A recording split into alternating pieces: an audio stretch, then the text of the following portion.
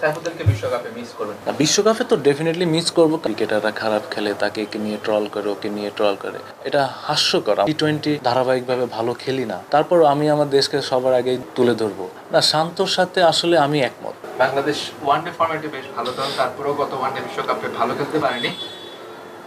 টি-20 খুব একটা ভালো না, এবং যুক্তরাষ্ট্রের বিপক্ষে সেই সিরিজটা আমরা হেরেছি। তারপর আপনি আসলে বাংলাদেশকে বিশ্বকাপে কোথায় দেখতে চান? আপনার আশা কেমন ভালো করে? আসলে আপনার ইউএস এর সাথে আমরা যে ম্যাচ হেরেছি, আসলে একটু তো খারাপ লাগবেই। হয়তো একটা ম্যাচ হলে, একটা ম্যাচ হারলে হয়তো বা আমরা একটু অন্যভাবে দেখতাম, বাট আমরা দুইটা ম্যাচ হেরে গিয়েছি, অবশ্যই একটু দুঃখজনক। বাট এইটার সাথে আমার কাছে পার্সোনালি আমার কাছে মনে হয় না যে এটা বিশ্বকাপের বড় ইভেন্টে এটা তেমন একটা ইফেক্ট করবে। হয়তো বা লাস্ট ম্যাচটা আমরা আবার খুব ডমিনেট করে জিতেছি। আসলে কনফিডেন্স আসতে বেশিক্ষণ লাগে না। দু একটা স্পেল, দু একটা ভালো ব্যাটিংয়ে, দু একটা ভালো শট করলে কনফিডেন্স চলে আসে। তো ইভেন আমার কাছে মনে হয় আমাদের লাস্ট ম্যাচটা যেভাবে জিতেছে, এটা আমার কাছে মনে হয় টিমের জন্য ভালো বুস্ট আপ হবে, এবং কনফিডেন্স আমার কাছে মনে হয় টিমকে আর উৎসাহিত করবে। আর এইটাই আর কি। বাংলাদেশ আসলে কতটুকু যেতে পারবে আপনার কি ধারণা, আপনার কি আশা? আর আমি তো আশা করতেই পারি বাংলাদেশ সেকেন্ড রাউন্ডে যাবে, এবং আপনার ভালোভাবে আপনার ম্যাচ জিতবে, এবং ভালো একটা জায়গায় বাংলাদেশ সেমিফাইনাল খেলবে। এটা তো আমি ডেফিনেটলি আশা করতেই পারি। তো পার্সোনালি আমি যেটা ফিল করি যে এবার বিশ্বকাপে আমাদের ভালো করতে হলে আমাদের বোলিং সাইডটা নিয়ে আমি খুবই হোপফুল, প্লাস হচ্ছে আমি খুব কনফিডেন্ট। আর আমার কাছে মনে হয় পার্সোনালি আমরা যদি ব্যাটিংটা যদি ভালো করতে পারি, আমার কাছে মনে হয় বিশ্বকাপটা ভালো হবে। বিশ্বকাপে বাংলাদেশ দলকে আপনি সেমিফাইনালে দেখছেন বা আপনি আশা করছেন, আপনাকে যদি বলা হয় যে কোন চারটা দল সেমিফাইনাল খেলবে বাংলাদেশকে রেখে বা বাংলাদেশকে বাদ দিয়ে, আপনি কাদেরকে প্রেডিকশন? না, আমি তো ডেফিনেটলি আমি দেশে অনেকদিন সার্ভিস, আমি তো অবশ্যই বাংলাদেশের কথা বলবোই, স্বাভাবিক না। তারপর আমাদের হয়তো বা টি-20 আমরা তেমন একটা ধারাবাহিকভাবে ভালো খেলি না, তারপর আমি আমার দেশকে সবার আগেই তুলে ধরবো। দেন তারপরে আপনার ইন্ডিয়া আছে, অস্ট্রেলিয়া আছে, আপনার হচ্ছে সাউথ আফ্রিকা আছে, এরা তো স্বাভাবিক, ইংল্যান্ড আছে, এরা ফেভারিট থাকবেই, স্বাভাবিক না। বাংলাদেশ বাদে আর তিনটা দল নির্দিষ্ট করে যে তিনটা দল সেমিফাইনাল আপনি দেখতেছেন বা দেখবেন বা যেতে পারে। বাংলাদেশ বাদে আর তিনটা দল আপনার ইন্ডিয়া, অস্ট্রেলিয়া, আর সাউথ আফ্রিকা আই থিঙ্ক। বলছিলেন যে পেসার মানে বোলিং ইউনিটটি আপনি খুব হোপফুল, জি। এবং বাংলাদেশের চারজন পেসার আছে, তাসকিন আহমেদ, শরীফুল ইসলাম, মোস্তাফিজুর রহমান, তানজিম হাসান সাকিব। এই বিশ্বকাপে আপনি কার কাছ থেকে সেরা পারফরমেন্স দেখতে চান? বা আমি পার্সোনালি আমি চাই পুরা বোলিং ইউনিট হিসাবে আমরা একটা ভালো রেজাল্ট করবো এবার বিশ্বকাপে, এবং আমাদের যে বোলিং ইউনিটটা এবার বিশ্বকাপে গিয়েছে সবাই ক্যাপাবল, এবং সবাই সেটা প্রুভ করেছে ইন্টারন্যাশনাল ক্রিকেটে। তো আমি সবাইকে নিয়ে আসলে খুবই আশাবাদী।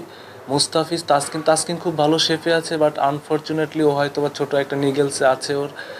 আমি এবং দোয়া করছি ও যেন খুব দ্রুত ইনশাল্লাহ সুস্থ হয়ে যায়, এবং দেশের এবার বিশ্বকাপে দেশকে খুব ভালোভাবে সার্ভিস দিতে পারে। তাছাড়া শরীফুল ভালো খেলতেছে, মুস্তাফিজও খুব ভালো বর্তমানে টাচে আছে। তারপর হচ্ছে আর কে আছে আপনার, তানজিম সাকিব আছে, ও খুব ভালো খেলছে।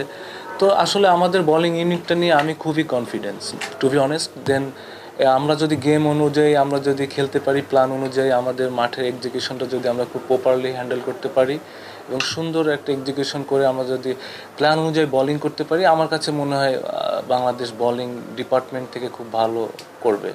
এই চারজন বোলারের কোন দিকটা আপনার ভালো লাগে? এক একজন বোলারের বোলিং স্ট্রেংথ এক এক রকম আছে, আপনার আসলে কার কোন দিকটা ভালো লাগে?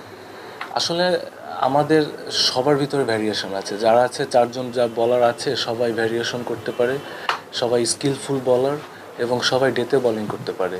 তো আমাদের মেইনলি টি-20তে ডেতে বোলিং করাটা খুবই প্রপারভাবে, মানে এক্সিকিউশন অনুযায়ী সাকসেস হওয়াটা খুব ইম্পর্টেন্ট।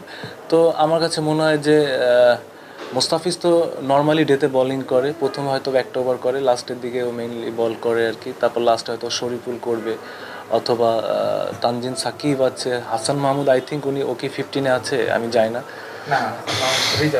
রিজার্ভে আছে, হ্যাঁ। দেন তাসকিনও মাঝে মধ্যে ডেতে বোলিং করে। তো সবাই ক্যাপাবল, সবাই ডেতে বোলিং করার জন্য সবাই ক্যাপাবল। তো তো আমার কাছে মনে হয় খুব ভালো একটা বোলিং সাইড ইনশাল্লাহ।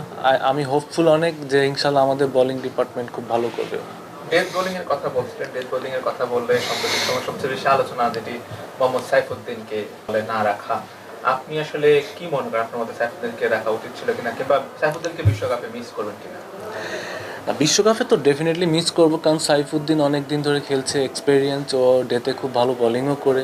তারপরও এখানে টিম ম্যানেজমেন্ট, সিলেক্টার্স, তারপর হচ্ছে ক্যাপ্টেন, সবাই মিলেই আসলে ডিসিশনটা নেয়, কারণ এইটা কারো একার ডিসিশন না। তো সাইফুদ্দিনের পরবর্তীতে যে গেছে আর কি, তানজিম সাকিব, ও ভালো বোলার, ও ক্যাপাবল, ও প্রুভ করেছে ইন্টারন্যাশনাল ক্রিকেটে, ওরও ভ্যারিয়েশন আছে।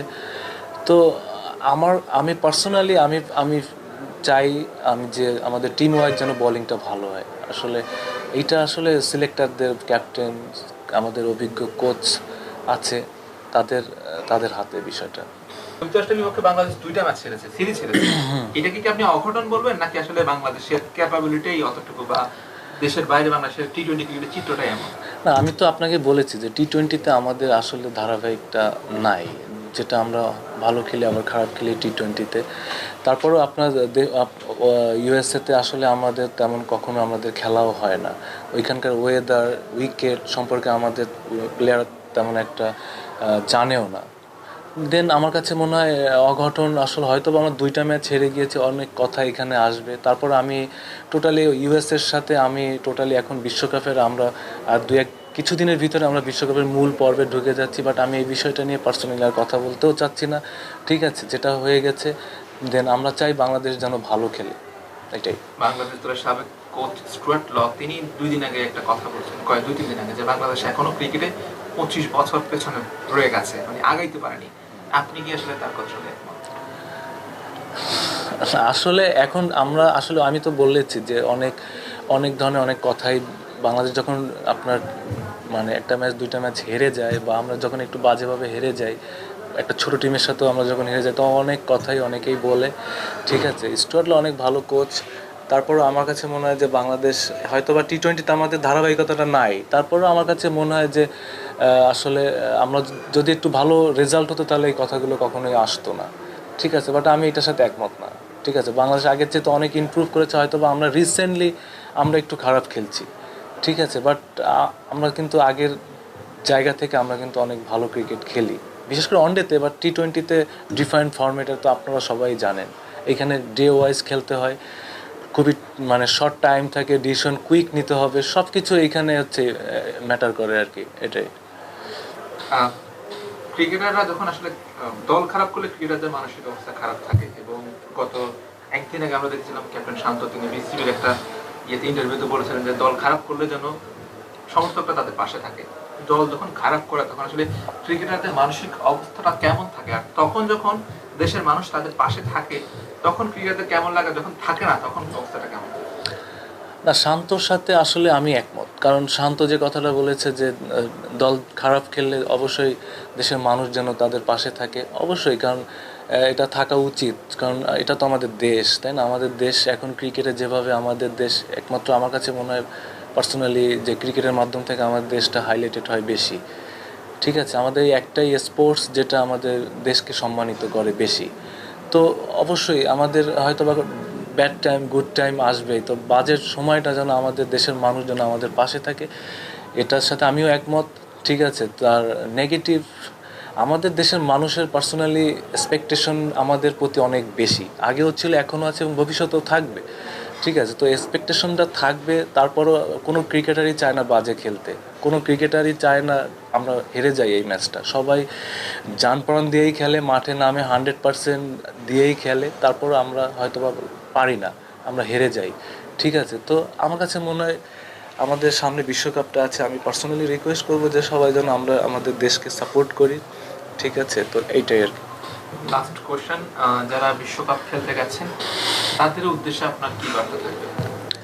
তাদের উদ্দেশ্যে বাংলাদেশ টিম এখন বিশ্বকাপে মঞ্চে, তা আমি অলওয়েজ শুভকামনা জানাই, শুধু বিশ্বকাপ না, আমি সবসময়ের জন্য আমি শুভকামনা তাদের জন্য। আর এবার বিশ্বকাপে আমরা যেন ইনশাল্লাহ সবাই ভালো করতে পারি, দেশের মানুষ যেন তাদের জন্য দোয়া করে, আর আমাদের টিমমেটদের জন্য আমার উইশেস থাকবে অলওয়েজ, বেস্ট উইশেস। প্লাস হচ্ছে ইনশাল্লাহ আমাদের প্লেয়াররাও অবশ্য দেশের মানুষের জন্য এবার ভালো একটা বিশ্বকাপ উপহার দিতে পারে, এটাই আর কি। একটা কোশ্চেন, সাকিব আল হাসান আর মাহমুদুল্লাহ রিয়াদ, হয়তো এটা তাদের শেষ বিশ্বকাপ, যেহেতু এরপরে আবার বিশ্বকাপ তৈরি আছে, দুজনের জন্য এটা শেষ বিশ্বকাপ। আসলে আপনার কাছে কি মনে হয় তারা আসলে আর কন্টিনিউ করবে কিনা, বা তাদের শেষ বিশ্বকাপটা নিয়ে আপনার আসলে অনুভূতি? না, এইটা আসলে আমি কিভাবে বলবো, কারণ সাকিব ভাই, রিয়াদ ভাই এরা তো আসলে অনেক সিনিয়র, তাও এদের ডিসিশন এরা নিজেরাই খুব ভালো বুঝে আর কি। তো এই ডিসিশনটা আমি কেমনে বলবো? তো অবশ্যই হয়তো আমি যাই না, তারপরও তাদেরও অনেকটা অনেক বয়স হয়েছে, অনেক দিন ধরে ক্রিকেট খেলতেছে দেশের জন্য, অনেক কিছু দিয়েছে তারা দেশকে, এটা সত্য কথা। এটা আসলে এই ডিসিশনটা তারাই ভালো বলতে পারবে যে তারা আর কতদিন ক্রিকেট খেলবে, এটাই আর কি। যদি এটা তাদের শেষ বিশ্বকাপ হয়ে থাকে, মানে তাদের কাছ থেকে আপনার আসলে প্রত্যাশা কি? না, যদি এটা তাদের শেষ বিশ্বকাপ হয়ে থাকে, অবশ্যই তো আমার কাছে প্রত্যাশা কি, আমি চাবো যে তাদের একটা একটা রঙিন, একটা ভালো একটা বিশ্বকাপ যেন আমাদের দেশকে উপহার দিতে পারে, এইটাই আর কি। ক্রিকেটাররা বা দল যখন খারাপ খেলে তখন আসলে অনেকেই নেগেটিভ কথা বলে, আসলে এইটা বলে কতটা লাভ, বা আসলে আপনি বিষয়টাকে কিভাবে দেখছেন? আসলে এটা আমি নিজেও আমি আমি সোশ্যাল মিডিয়াতে, ফেসবুকে আমি দেখি, যখন ক্রিকেটাররা খারাপ খেলে তাকে একে নিয়ে ট্রল করে, ওকে নিয়ে ট্রল করে।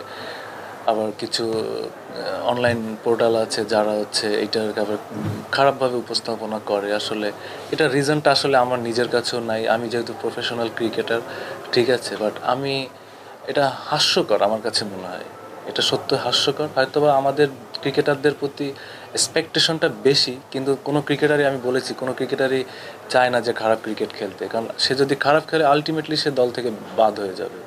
তো এই জায়গাটায় কেউই চায় না। তো আমি সবার কাছে রিকোয়েস্ট করব, এই সমস্ত ট্রল না করে ক্রিকেটারদের পাশে থাকেন, কারণ দেশ তো আমাদের সবারই।